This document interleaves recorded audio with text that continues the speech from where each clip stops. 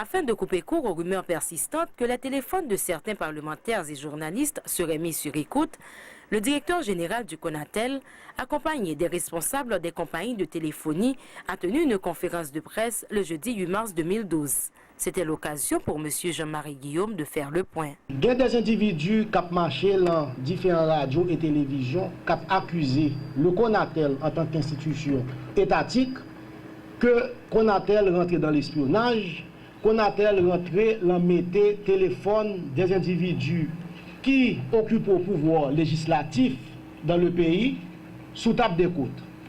C'est une accusation extrêmement grave.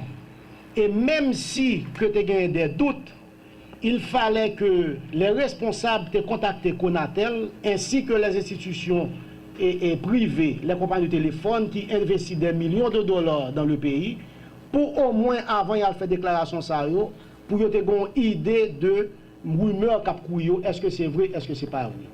Puisque c'est une déclaration qui est extrêmement grave, il y a des conséquences au niveau de la justice, et tout employé Conatel vient impliquer ou c'est d'accusations qu'il a faites qui est complètement faux. Le PDG de la Digicel, Martin Bout, pour sa part, tout en rejetant les accusations d'espionnage, fait remarquer qu'une telle démarche impliquerait trop de débours et serait contraire à la législation haïtienne en vigueur. Afin de faire ce type de manœuvre, afin de permettre à des opérateurs de faire ce type de manœuvre, il faudrait, avoir un cadre légal qui n'existe pas en Haïti. Et deuxièmement, il faudrait des équipements qui sont des investissements très très lourds. Ça se chiffre, on va dire, millions de dollars, au moins 5 millions de dollars, qui sont des équipements qui doivent être importés légalement également, qui doivent être installés sur nos équipements de notre réseau, afin de permettre de faire cette chose. Comme aucune de ces conditions existe en Haïti, il est complètement exclu et complètement faux, et c'est des accusations très très graves qui ont été faites par ces personnes, de dire qu'une compagnie en Haïti ferait ce genre de choses, et surtout qu'il ferait ça en collaboration avec la justice, j'imagine, ou avec des personnes qui seraient intéressées à écouter ces conversations. Les représentants de la Haïtel et de la NATCOM abondent dans le même sens. Successivement, Albert Mecklenburg et Miss Hung. À aucun moment de la durée, nous n'avons pas contacté par la Conatel, ni nous autres, nous n'avons pas gagné des équipements qui pourraient permettre de nous faire mode qualité au espionnage. La NATCOM n'écoute pas les appels de quiconque. La NATCOM n'a jamais reçu de demande d'écouter les appels de quiconque.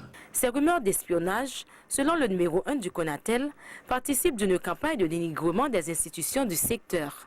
Aussi, Jean-Marie Guillaume croit-il que les instigateurs de ces allégations doivent présenter des excuses aux responsables de l'institution. Je souhaite que Mounsayo, comme il y a des positions importantes dans le pays, il y a une grandeur d'âme. J'aurais souhaité qu'il y ait une grandeur d'âme, quoique je ne sais pas quoi il fait, mais j'aurais souhaité qu'il y ait une grandeur d'âme pour être capable de présenter excuses à employés Conatel qui entourent là et à compagnie privée. Depuis l'arrivée de l'actuelle équipe dirigeante du Conseil national des télécommunications, un nouveau vent souffle sur le secteur. Les opérateurs, en plus d'être très confiants, sont persuadés qu'aucune politique de partisanerie n'est appliquée par le Conatel, qui n'a pour toute boussole que l'application de la loi et les intérêts supérieurs des opérateurs et des abonnés.